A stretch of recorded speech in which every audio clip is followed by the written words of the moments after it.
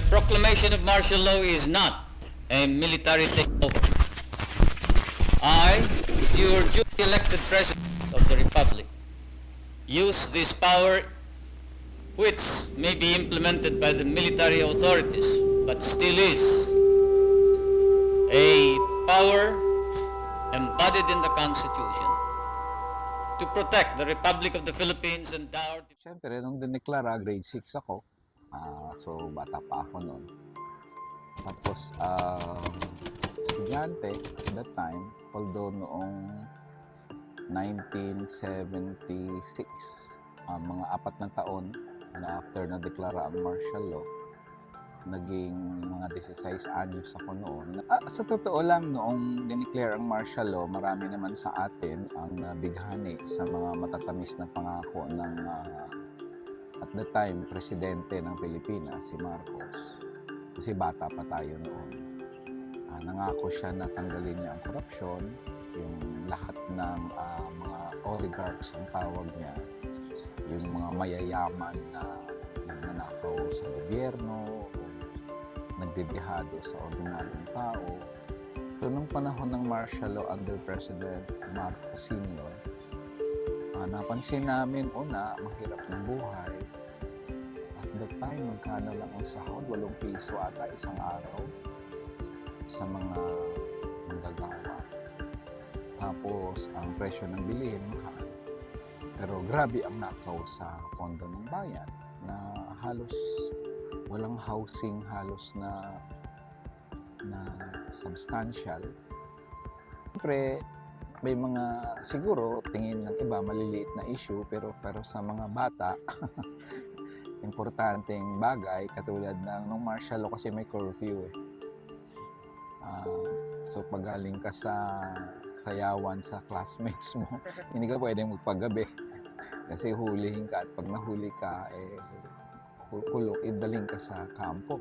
Parang sa mga teenagers parang that's the time to socialize. Pero you're not allowed to socialize kasi sabi ng mga teacher namin, huwag kayong umipon ng more than 3. Kasi pag more than 3, baka magrarally kayo o kung ano man. So yung mga maliliit na bagay na yun, napansin din namin kung kaya nabuo ang awareness na hindi tama itong sistema at dapat ang kaming mga kabataan at that time ay dapat lumaban. Kasi yun ang hinaharap namin. Pag hindi namin labanan to, yun ang hinaharap namin sa susunod at yung anak namin at yung maanak ng anak namin, yun ang hinaharap nila. Kaya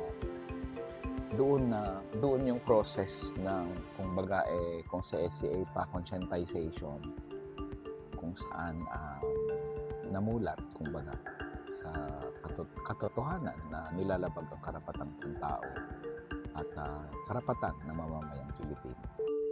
Yeah, repressive kasi ang martial law. In fact, repressive naman kahit anong gobyerno after that kasi intolerant naman sila sa dissent.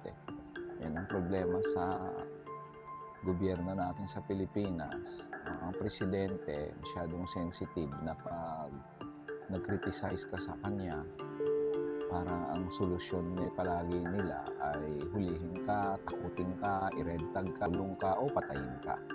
So, ganun din ang karanasan namin. Kaya nang nahuli ako, 18 anyos ako noon, wala naman silang pakundangan na hulihin kahit sino. Torturing ka, kahit batang-bata ka pa. Siyempre, sabi ko nga, ba't mo naman torturing yung 18-year-old? Total na kulong ko ay 4 years just because we dared to speak out against human rights violations. Pero ang mental torture kasi, yun ang medyo matindi kasi kung nalimutan ko na ang mga itsura o paraan ng torture ko, itsura ng mga nag-torture, yung mental torture, naaalaala ko pa yun hanggang ngayon. At yung isang Russian tuloy nga, yung isang ginawa, kinuha ako sa kulungan, tapos dinala ako sa isang opisina ng isang lasing na military. Tapos sabi niya, English pa, "Are you lucky tonight?" Sabi niya sa akin. Tapos kumuha siya ng revolver. Kita ko, binubuhos niya yung bala sa revolver. Kumuha siyang isa, binalik. Tapos ginanon-ganon niya ang, alam mo yung revolver, may ano yan. Tapos binalik. So, tapos nilagay sa bunganga ko at sabi niya, Russian roulette. So sabi niya, tingnan natin yung buenas ka ngayong gabi. Tapos sabay niya, pinutok. Siyempre, hindi pumutok, buhay ako.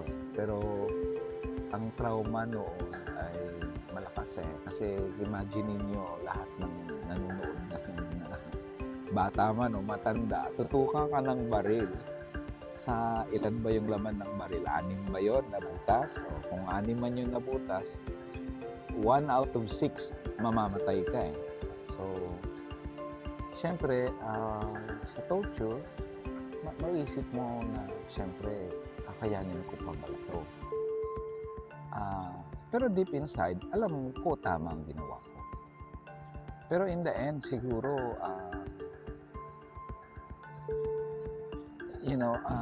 sa akin, after I was released in prison, medyo nag-isip ako kung itutuloy ko pa ba o hindi. Kasi natakot ka, baka hulihin ka na naman ulit, torturing ka na naman ulit.